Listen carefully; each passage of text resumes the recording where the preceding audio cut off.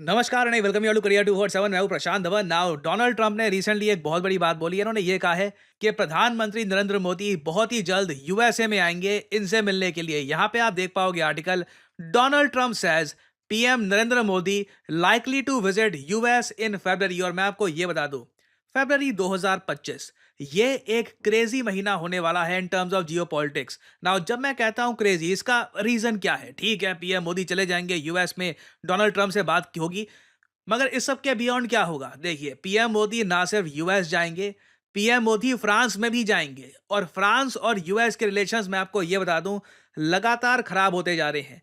जैसे आप लोग जानते हैं, ट्रंप कई बार कह चुके हैं कि ग्रीनलैंड, इधर आप देख पाओगे मैप में, ये ग्रीनलैंड का बहुत ही बड़ा टापू है। ट्रंप काफी बार कह चुके हैं कि ये टापू यूएस कब्जा लेगा।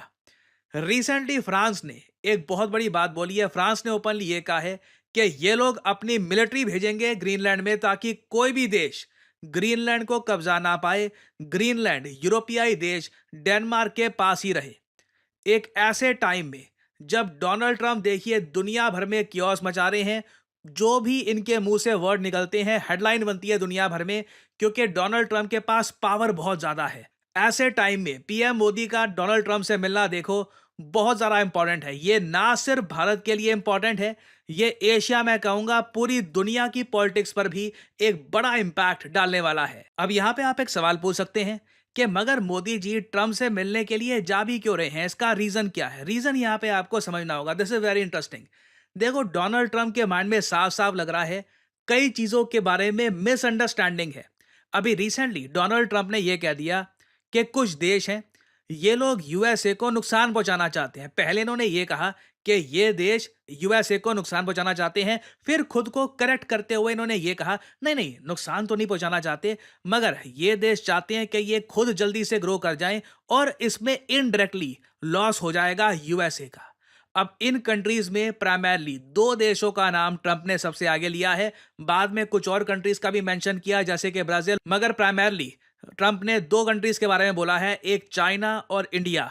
And just wiped out, but it's going to come back. It's going to come roaring back. It's all going to come roaring back. We're going to put tariffs on outside countries and outside people that really mean us harm. They want to, well, they mean us harm, but they basically want to make their country good. Look at what others do.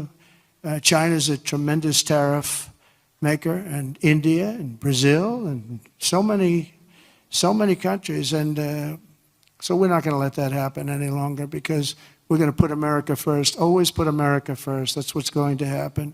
India among the Nations harming the US, जो US को नुकसान पहुंचा रहा है, बहुत बड़ी statement है।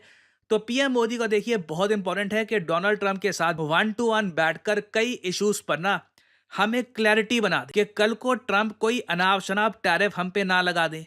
Trump के माइंड में कुछ ये ना आ जाए कि इंडिया कुछ कर रहा है, मुझे कुछ करना होगा। तो क्योंकि अगेन डोनाल्ड ट्रंप की जो नीति है, जो इनका काम करने का तरीका, ये बहुत रिस्की है। मैं आपको यही बता दूं, ये भी पॉसिबिलिटी बहुत हाई है कि इन द फ्यूचर ये यूएसए का एक बड़ा नुकसान भी करवा सकते हैं, क्योंकि ये बहुत ज्यादा आप कह लीजिए वॉलेटाइल है। आज कुछ बोल देंगे, कल कुछ बोल देंगे। एक टाइम पे आकर बैकलैश ट्रंप जैसे लीडर को भी हो सकता है कि फेस करनी पड़े, और इसमें यूएस का नुकसान होगा। एज इंडियंस हमारा काम यह है कि जब भी वो इवेंट होगा ना, जहां पर यूएसए को भी नुकसान होगा और जिस कंट्री के साथ यूएस भिड़ गया उसको भी नुकसान होगा, हमें वहां पर दूर दूर से भी नहीं रहना। We want to stay away from it. हम ट्रंप को क्लियरली ये बताना चाहते हैं कि नहीं, इंडिया आपको नुकसान नहीं पहुंचाना चाहता, हम आपके साथ अच्छे रिलेशंस चाहते हैं। अगर आप इंटरेस्टेड हैं तो हम एक ट्रेड पैक्ट भी साइन कर सकते हैं, जिससे कल को टैरिफ एक दूसरे पे लगाने की आवश्यकता भी ना आन पड़े।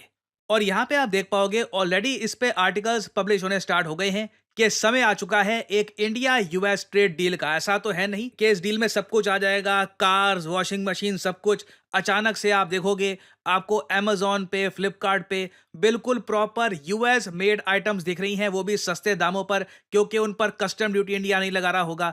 ऐसा तो नहीं होने वाला, मगर बहुत सारी और आइटम्स पर जो यूएस एक्सपोर्ट करना चाहता है भारत को, वहां पे हो सकता है कि हम यूएसए के लिए टैरिफ कम कर दें। इससे देखिए एज कंज्यूमर्स आपका फायदा होगा, जो इंडिया में बिजनेसेस है उनको कंपटीशन मिलेगा, उनकी सेल्स थोड़ी कम होगी, मगर at the same time Bharat हो सकता है कि इस ट्रेड डील की वजह से ना डोनाल्ड ट्रंप के टैरिफ से बच जाएं, क्योंकि टैरिफ का प्रकोप देखिए हर देश पे टूटेगा। ये अभी के लिए मुझे लग रहा है कि यूरोप पर, इवेंचुअली एशिया के कई देशों पर, साउथ अमेरिका पर, हर जगह टैरिफ इम्पोज कर देंगे। इनके जो ट्रेजरी सेक्रेटरी हैं वो तो एक ये नीति बनाकर चल रहे हैं कि 2.5% यूनिवर्सल टैरिफ लगाएंगे। सोच कर देखो कितना अजीब आइडिया है। दुनिया के हर देश पर यूएस 2.5% टैरिफ लगा देगा और ये 2.5% टैरिफ लगातार हर 2-3 महीने में बढ़ते रहेंगे। बढ़ बढ़ के 20-25% हो सकते हैं। बचने का एक ही तरीका है, यूएस के जो प्रोडक्ट्स हैं उनको एंट्री दे दो अपने मार्केट में। ये बिल्कुल होने वाला है। तो एक तो देखो पीएम मोदी ये करने की कोशिश करेंगे कि यूएस इंडिया के बीच में एक ट्रेड डील हो जाए या उसकी एक अंडरस्टैंडिंग तो डोनाल्ड ट्रंप के साथ बन जाए। फिर साथ ही साथ ट्रंप ये भी चाहते हैं कि यूएसए में जो बहुत सारे इलीगल इमिग्रेंट्स हैं उनमें कई इंडियंस हैं, इंडिया और भी ज्यादा इलीगल इमिग्रेंट्स को वापस ले। ट्रंप ने ओपनली कह दिया है, मेरे हिसाब से India will do what's right. अभी 18,000 इलीगल इमिग्रेंट्स हमने वापस लेने का फैसला कर दिया है। पॉसिबिलिटी है कि इन द फ्यूचर और भी बहुत सारे इलीगल इमिग्रेंट्स हम वापस ले। और अगर यहाँ पे आप पूछ रहे हैं कि कितने ये हो सकते हैं नंबर, देखिए प्यू रिसर्च ने ये बताया है कि total 7,25,000 undocumented Indian illegal immigrants है यूएसए में। तो अभी तो सिर्फ 18,000 की बात हुई है। अभी तो 2-3-4 लाख मुझे लग रहा है कि ट्रंप आराम से इंडिया में वापस इवेंचुअली हो सकता है कि भेज दे। फिर ट्रंप की एक ये उम्मीद है कि इंडिया कुछ डिफेंस आइटम्स परचेज करे यूएसए से, क्योंकि यूक्रेन रशिया युद्ध लग रहा है कि समाप्त होने वाला है। अब यूएसए को कहीं ना कहीं से डिफेंस के बायर्स चाहिए होंगे, तो ये वापस देखेंगे इंडिया पर कि खरीदो कुछ, F-35 परचेज करो, कुछ ना कुछ लो हमसे, हमारी कंपनियां हैं, कुछ परचेज करो हमसे। नहीं परचेज करेंगे हम तो कल को हो सकता है कि पाकिस्तान कुछ करना शुरू कर दे, जिससे हमको एक नीड महसूस हो कि हमको देखिए चाहिए ये फाइटर जेट्स, खर्चा करना पड़ेगा। तो ये कुछ इश्यूज हैं। बहुत मुश्किल ट्रिप होने वाली है। अगेन पीएम मोदी ऐसा नहीं है कि ट्रम्प से बस हाथ मिलाकर आ जाएंगे। This will be a very important trip. Most probably फरवरी में होगी जैसे ट्रम्प क्लेम कर रहे हैं। अगर फरवरी में ये विजिट नहीं होती तो हो सकता है कि पीएम मोदी जब फ्रांस में जाएंगे तब वहां पे उस टाइम ये जो मीटिंग है ये हो सकती है। एआई समिट होस्ट कर रहा है फ्रांस, बट इसकी जो डिटेल्स हैं ये मोस्ट प्रॉब्ली आने वाले कुछ हफ्तों में हमको मिल जाएगी। और याद रखिएगा इसी साल डोनाल्ड ट्रंप भी मोस्ट प्रॉब्ली क्वाड समिट के लिए भारत में आएंगे। तो दो बहुत ही इंपॉर्टेंट मीटिंग्स होंगी इस साल पीएम मोदी और ट्रंप की। जो पहली मीटिंग है this is very important for India. कुछ अपडेट्स होती हैं, डेवलपमेंट होती है, तो मैं आपके लिए बाद में अपडेटेड वीडियो लाता रहूंगा। और फाइनली यहाँ पे मैं आप लोगों से मैं एक सवाल पूछूंगा। देखिए क्रिकेटर ऑफ द ईयर का टाइटल आईसीसी ने कर दिया है घोषित। आपको बताना है कि क्रिकेटर ऑफ द ईयर इस साल का कौन है। ये है यहाँ पे आपकी options: Steve Smith, Rohit Sharma, Virat Kohli या जसप्रीत बुमराह।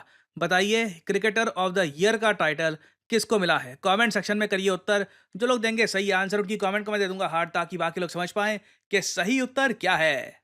और फाइनली आप लोगों के लिए एक बहुत ही इंपॉर्टेंट मैसेज। देखिए आपने पिछले कुछ महीनों में नोटिस किया होगा डेटा एनालिटिक्स, ये जो दो वर्ड हैं भारत में लगातार पॉपुलर होते जा रहे हैं। आप लगातार इन पे आर्टिकल देखोगे कि इंडिया में डेटा एनालिटिक्स की जो डिमांड है ये लगातार बढ़ती जा रही है। जो गूगल के टॉप एग्जीक्यूटिव्स हैं वो भी काफी बार कहते हैं कि डेटा एनालिटिक्स एक ऐसी स्किल है कि यहाँ पे आपने अगर महारत हासिल कर ली तो आपकी अगर डिग्री भी नहीं है ना आपके पास, तब भी आपकी एक अच्छी नौकरी लग सकती है। डेटा एनालिटिक्स देखिए आज के समय में कहूंगा एक न्यू एज जॉब है। और आप अगर एआई के साथ डेटा एनालिटिक्स का ज्ञान प्राप्त कर लेते हैं तो आपको एक ट्रमेंडस एडवांटेज मिलता है जॉब मार्केट में। और करियर 247 आपके लिए लेके आया है डेटा एनालिटिक्स कोर्स, जहां पे आपको NASSCOM का सर्टिफिकेट मिलता है upon completion of the course. आपको सिंपली करना क्या है, कमेंट सेक्शन में जाइए, यहां पे आपको लिंक मिल जाएगा डेटा एनालिटिक्स कोर्स, और इस लिंक पर यहां पे आप क्लिक करेंगे तो आपके सामने यहां पर खुल जाएगी ये स्क्रीन। नाउ यहां पे आपको करना क्या है, आप सिंपली अपना नाम, ईमेल आईडी, नंबर ये डाल सकते हैं। और ऑब्वियसली यहाँ पे आपको एक डिस्काउंट कोड मैं रेकमेंड करूंगा, बिल्कुल यहाँ पर डाले PG10 जो डिस्काउंट कोड है ये यहाँ पे डाल दीजिएगा। अप्लाई नाउ पे क्लिक कर दीजिए और हमारी तरफ से एग्जीक्यूटिव आपको कॉल करेंगे और आप उनसे बात कर सकते हैं कि ये डेटा एनालिटिक्स आखिर है क्या, मैं इसमें करियर कैसे बिल्ड कर सकता हूँ, इसका सिलेबस क्या होता है, क्या इसमें जॉब प्रोस्पेक्ट्स है, क्या डेटा एनालिटिक्स मेरे लिए बना है। आपकी प्रॉपर काउंसलिंग की जाएगी। और सिंस आपने कोड PG10 यहाँ पर यूज कर लिया होगा ना, तो आपको ये कोर्स 50,000 की जगह 45,000 का ऑफर किया जाएगा। नहीं तो वैसे आप अगर कुछ कोड नहीं लगाते, आप यहाँ पर कहते मुझे कोड नहीं लगाना, तो ऑब्वियसली प्राइस जो भी यहाँ पे आपको रेकमेंड किया जाएगा इट विल बी 50,000। तो मैं आपको सजेस्ट करूंगा, अगर आप यहाँ पे प्राइस अपना थोड़ा कम करना चाहते हैं, यूज द कोड PD10। और डेटा एनालिटिक्स देखिए एक बहुत अच्छा तरीका है अपने करियर को स्टार्ट करने का। मैं आपको देखो साफ साफ एक बात बताता हूँ, कोई आपको ये कहे कि ये कोई खास क्रिप्टो है, ये परचेज कर लो आप बहुत पैसा कमा लोगे, कोई ये शॉर्टकट है ये पकड़ लो इससे आप पैसा कमा लोगे, मैं आपको साफ साफ बताऊं 99.99% लोग मेहनत करके विद डिटर्मिनेशन एक स्किल को निखार के ही अपनी लाइफ में कुछ आगे बन पाते हैं। आपके पास एक अच्छा मौका है एज ऑफ नाउ, ये जो 2025-26 का टाइम है ना, ये आप कह लीजिए आपके सामने एक गोल्डन मौका है डेटा एनालिटिक्स में अर्ली स्टार्ट लेने का, क्योंकि आगे जाकर यहाँ पे भीड़ लगने वाली है। कुछ सालों में लाखों डेटा एनालिस्ट भारत प्रोड्यूस करेगा और डेटा एनालिटिक्स के अंडर जो ये टूल्स हैं एक्सेल, SQL, पावर बी, ये सब मैं आपको बता दूं घर घर में आम होने वाले। This is the new age of skilling, this is the new age of learning. Future के जॉब्स यही होने वाले हैं। और मैं यहाँ पर ये भी नहीं कह रहा जैसे गूगल के एग्जीक्यूटिव्स कह रहे हैं कि देखो डेटा एनालिटिक्स में तो इतनी डिमांड है, डिग्री भी ना हो तब भी आपकी नौकरी लग जाएगी। मैं कहता हूँ आपके पास डिग्री है और साथ ही साथ डेटा एनालिटिक्स का सर्टिफिकेट भी है ना, आप सडनली जॉब मार्केट में बहुत अट्रैक्टिव हो जाते हो, एम्प्लॉयबिलिटी आपकी काफी हद तक बढ़ जाती है। सो अगेन ये जो प्राइस यहाँ पे लिखा है, यू डोंट हैव टू पे दिस प्राइस, सिंपली यहाँ पर कोड यूज करिए PD10 और आप अपनी जर्नी स्टार्ट कर सकते हैं in the world of data analytics. Start early और फ्यूचर में आपको बहुत बेनिफिट इसका मिल सकता है। सो इसी नोट के साथ ये है वीडियो का अंत। Thank you for listening and as I always say, may the gods watch over you.